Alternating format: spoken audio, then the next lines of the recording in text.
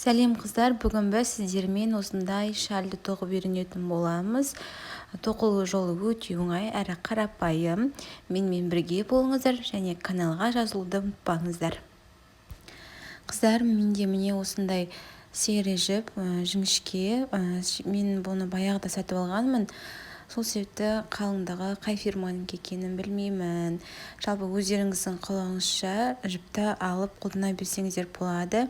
Менің жібім жіңішке болғандықтан мен осындай кішкентай крючок алдым. 2 миллиметрлік крючок болу керек.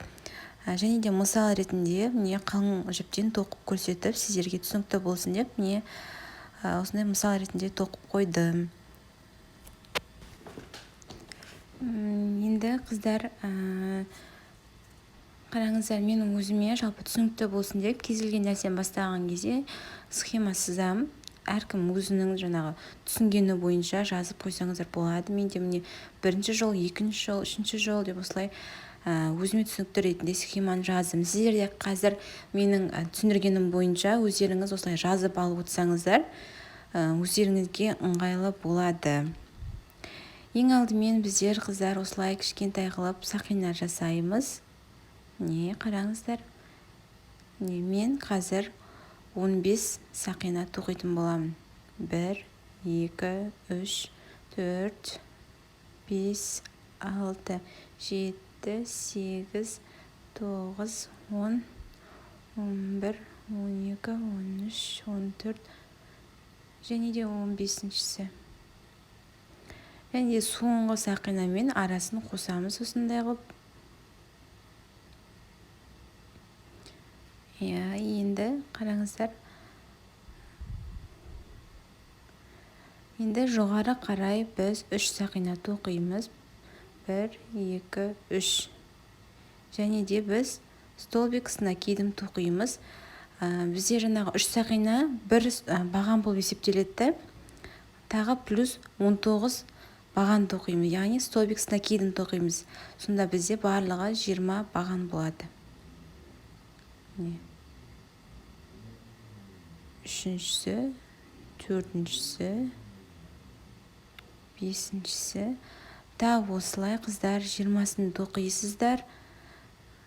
Яғни жаңағы 3 сақинаны көтердік қой, сонымен бізде барлығы 20 болады.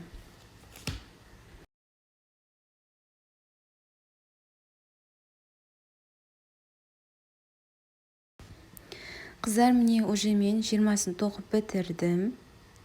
Енді тағы плюс 3 сақинамен көтеремін. 1, 2, 3. Тап жаңағы сияқты бағанның үстіне баған тоқимыз да. Міне қараңыздар, мына жерге емес, келесісіне осылай бағанның үстіне баған тоқып, сонда бізде тағы да 20 баған тоқимыз. Ешқандай өзгеріссіз, ешқандай үлкеймейді де, кішіремейді де, тек 20-сын тоқисыздар.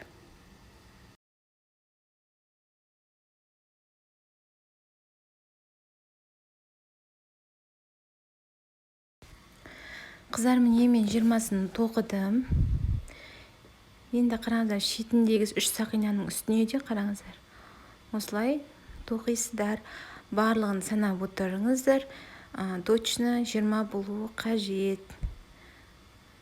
Енді тағы да 1, 2, 3 сақина тоқимыз. Кешірім, 4 сақина тоқимыз. Сосын барып қараңыз, келесі бағанға үстіне баған тоқисыздар да, сақина тоқисыздар да, тағы баған тоқисыз. Сақина тоқисыз, баған тоқисыз. Жаңағы ең басында бастағанымызда 3 сақина тоқисыз, сосын тағы плюс 1 сақина тоқыдық қой, сол жаңағы баған сақина баған сияқты болып пісірген 4 сақина болады. Сол себепті баған тоқисыздар, сақина тоқисыздар. Тап осылай аяғына дейін тоқи бересіздер. Бізде сонда 20 баған болады, ортасында 1 сақина. Қараңыздар, міне мен 20 баған тоқып болдым. Ішінде 1 сақинасы бар. Міне, өздеріңіз бір санап шығыңыздар. 20 болуы қажет. Енді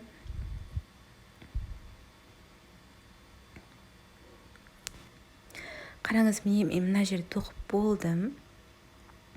Енді біз мынандай осы жерлерді тоқитын боламыз. Бұл жер сақиналар. Біз сақиналар тоқитын боламыз. Қыздар, қазір біз деген 7 сақина тоқимыз. 3, 4, 5, 6 және 7-шісі бір орын қалдырып кетеміз да. Міне осы жерді қалдырып, келесіне столбик без накидамен тоқимыз. Міне арасына столбик без накидамен тоқимыз. Тағы біз енді тек осы шетін ғана 7 сақина қыламыз, қалғандарын 4 сақина қыламыз. Міне арасына бір орын қалдырып кетеміз. Келесін 4 сақина тоқимыз. Тағы 4 сақина тоқимыз. Бір орын қалдырып кетеміз, келесіне столбик без накида. Тағы 4 орын тоқимыз, келесіне столбик без накидамен тоқимыз. Қараңыздар, 1, 2, 3, 4. Енді 4-сінен кейін біз қазір 7 сақина тоқимыз. 1, 2, 3, 4, 5, 6, 7. Сосын міне осылай баған тоқитын боламыз. Қазір бір орын қалдырамыз, келесінің дәл ортасына осылай столбик с накидын тоқимыз. Міне ортасы. Міне қараңыздар, міне мына жер сияқты қылып 7 орын тоқимыз осы жерді. Енді тағы 7 сақина тоқимыз да. 4, 5, 6 және 7-шісін тоқимыз да.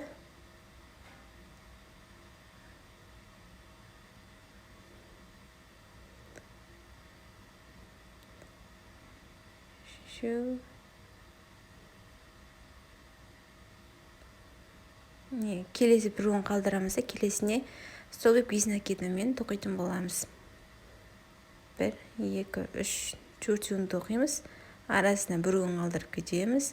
1, 2, 3, 4. Келесі бірінші жағын қалай тоқыдық, екінші жағында тап солай тоқисыздар. Ешқандай өзгеріссіз.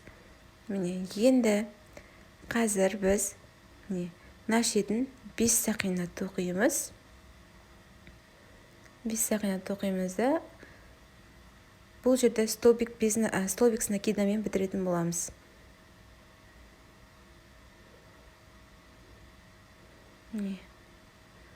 Сонда қараңыздар, біздің міне екі шетіміз, сосын жоғар жақтағы екі үлкені осындай болып шығады.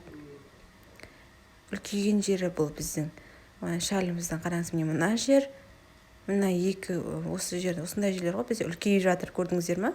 Осылай үлкейе беретін болады. Енді біз бұл жерге жаңағы 3 сақинамен қосқанда плюс 9 баған тоқимыз. Сонда бізде барлығы 10 баған тоқитын боламыз. 10 столбик с накидын тоқитын боламыз. Осылай біз 10 баған тоқитын боламыз. 10 баған тоқып болдық. Енді қараңыздар, келесі міне қана 4 сақина бар, соған ортасына столбик без накидамен қосамыз. Енді тағы 4 сақина тоқимыз. Қараңыздар, тағы 4 сақина тоқимыз да. Келесіне столбик без накидамен қосамыз. Бізде уже кішірейіп жатыр да. Ана шет жағы үлкейіп, орта жағы кішірейетін болады. Бұл жерде столбик без накидамен тоқимыз да. Қараңыздар. Енді осы жерге біз 10 баған тоқитын боламыз. 2, 3, 4, 5, 6, 7, 8, 9 және 10-шісі. міне және тағы келесі сақинаға да біз міне 10 тоқитын боламыз. Міне бұл жерге де 10 баған тоқимыз. Екіншісі, үшіншісі, төртіншісі, бесіншісі, алтыншысы, жетіншісі,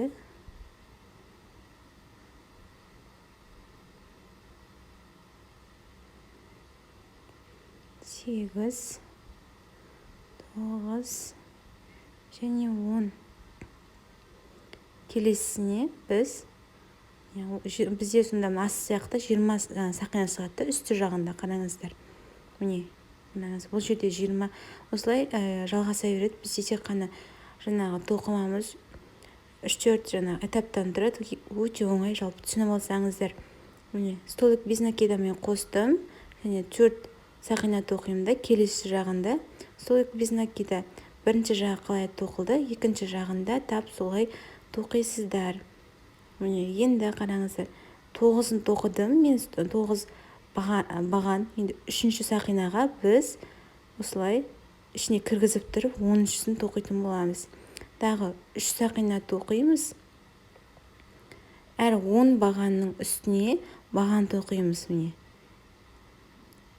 екіншісі, үшіншісі,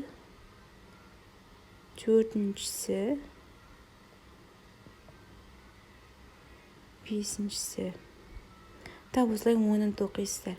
Жалпы қыздар, менің видео сабақтарым тоқыма тоқып жүрген адамдарға арналады көбінесе, себебі бұл жерде көп жалпы қатты қиын емес негізі, бірақ мендегі осындай узорлар, жаңа кардиган тоқу, жилетка тоқу деген сияқты сабақтар, хит орамал тоқу деген сияқты видео сабақтарым тоқыма тоқып жүрген қыздарға арналады. Міне қараңыздар, 20 жаңағы 10 баған тоқыдым, столик без накидамен қостым, 4 сақина тоқыдым, столик без накидамен қостым. Тағы да міне біз бағанның үстіне баған тоқып жатырық. Сіздерде видеода барлығы түсінікті түрде көрсетілген. Қараңыздар, міне барлығының үстіне, 20 бағанның үстінен баған тоқып шығамыз, ешқандай өзгеріссіз. Міне асты жағы қалай болды, жоғары жағы да тап солай болады. Міне қараңыздар, міне 20 баған тоқыдым. Міне енді қараңыз, столик без накидамен тоқимыз, 4 сақина тоқимыз. Тап бер жағы қалай тоқылды, ар жағында тап солай тоқисыздар. 4 сақина,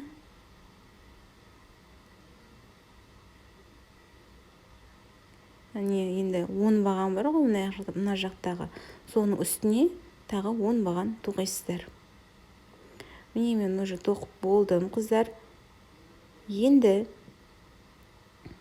біз қазір 4 сақина тоқимыз. 4-шісін тоқыдық. Міне айналдырамыз да. Міне келесіне, мынаған емес, келесіне столбик с накидын тоқимыз, яғни баған тоқимыз.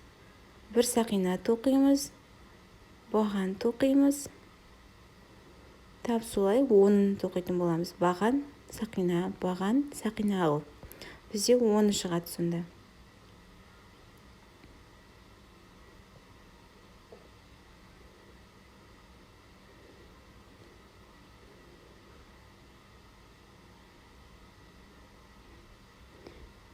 Міне қараңыздар, өте оңай жалпы қыздар. Кейбір адамдар түсінбедім деп айтып жатады. Мен соларға айтарым, енді сіздерге қазақша түсінікті қылып жалпы үйретуге тырысып жатырмын. Менің өзім осы тоқыманы үйренген кезде жаңағы орыс мұғалімдерден және де ютубтағы ағылшынша үйрететіндерден субтитрді қосып тұрып, соларды жазып алып, переводтап сөйтіп үйренетінмін.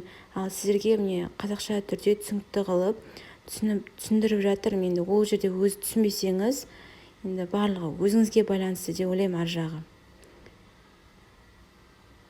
Міне келесіне мен столик без накидамен мен тоқыдым. Келесіне тағы столбик с накидын тоқитын боламыз. міне қараңыздар. Бұл жерде уже біз 20-сын тоқимыз. Жаңағы 10 бағанды оқыдық қой, арасына сақина қосып, содан кейін бар столбик без накидамен қостық. Ал келесісіне уже бізде 20 столбик столбик без с накидом тоқимыз да, арасына сақинасы болады. Егер мен жаңағы тез тоқып жатсам, түсінбей қалсаңыздар, ютубта оң жағында сіздерде скорость деген бар, соны азайтып тұрып тоқсаңыздар болады. Міне қараңыздар, мен уже тоқып болдым. Қараңыздар. Қараңыздар енді қыздар. Міне енді біз 7 сақина тоқимыз. 6, 7-еуін тоқыдық. Міне арасына біреуін қалдырып кетеміз. Келесіне столбик без накидамен тоқимыз. Тағы 4 сақина тоқимыз. Міне біреуін қалдырып кетеміз. Келесіне столбик без накида тоқимыз. Тағы 4 сақина тоқимыз. Арасына біреуін қалдырып кетеміз. Келесіне столбик без накида. Тағы 4 сақина тоқимыз. Міне 1, 2, 3, 4. Міне столбик без накида. Енді қараңыздар, міне бізде осылай 4-еуі шығу керек. Енді тағы 4 сақина тоқисыздар да, міне келесінен біреуін қалдырып кетіп тоқсаңыздар болады. Или осы жерге тоқсаңыздар болады. Жалпы жаңағы ар жақта, мына жақтан да біреуін тастап кетіп тоққандарыңыздарда әдемі шығатын болады. Тағы 4 сақина тоқимыз. Міне 1, 2, 3, 4. 1, 2, 3, 4. Міне осы жерге тоқисыздар. Және тағы да біз енді 7 сақина тоқитын боламыз. 7 сақина тоқыдық. Енді міне келесі біреуін қалдырып кетеміз. Келесісіне мына жерде мен кішкене аздап қателестім, дәл ортасына келмей тұр. Себебі жаңағы жерде мен мына жерде біреуін қалдырмай тоқып кеткенмін ғой. Сол жерде біреуін қалдырсаңыздар, сізде дәл ортасынан тоқылады. 3, 4, 5, 6, 7. Міне осы жерге столбик без накида тоқимыз. 1, 2, 3, 4. Тап ар жағын қалай тоқыдық, бер жағында тап солай тоқисыздар. Арасына біреуін қалдырып 4 сақина тоқи бересіздер.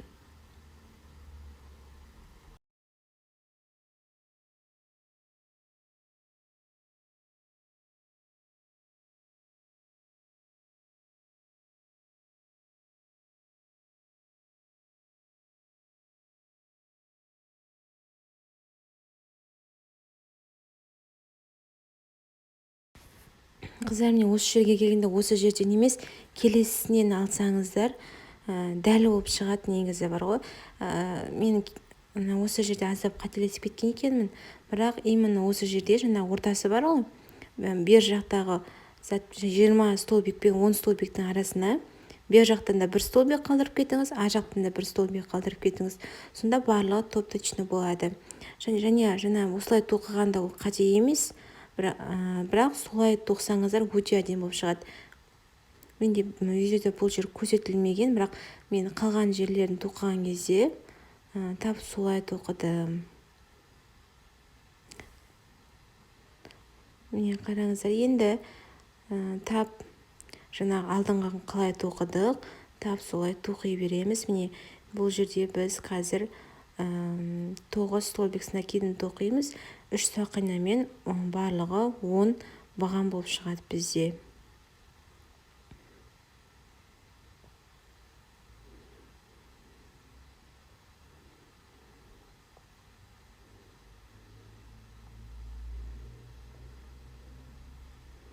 Міне 10 баған тоқыдым. Келесіне столбик без накидамен қосамыз. 4 сақина тоқимыз.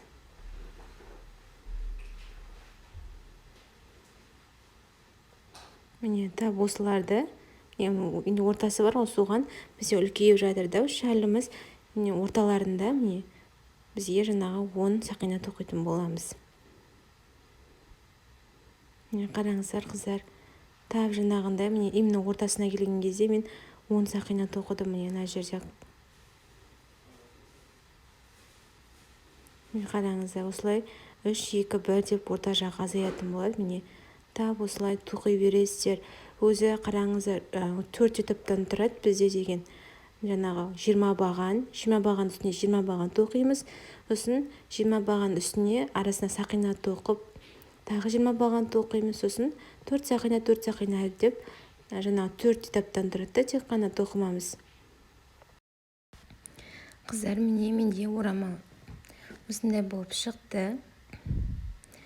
Менде тек бір жіптен шыққан, размер осындай болып шықты, бір жіптен. Егер сіздер қалауыңыз бойынша 2 жіптен де сөйтіп үлкен қылып тоқсаңыздар болады.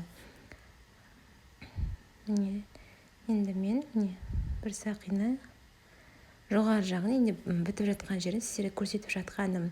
Ешқандай өзгеріс ештеңе жоқ, барлығы тап солай тоқылады.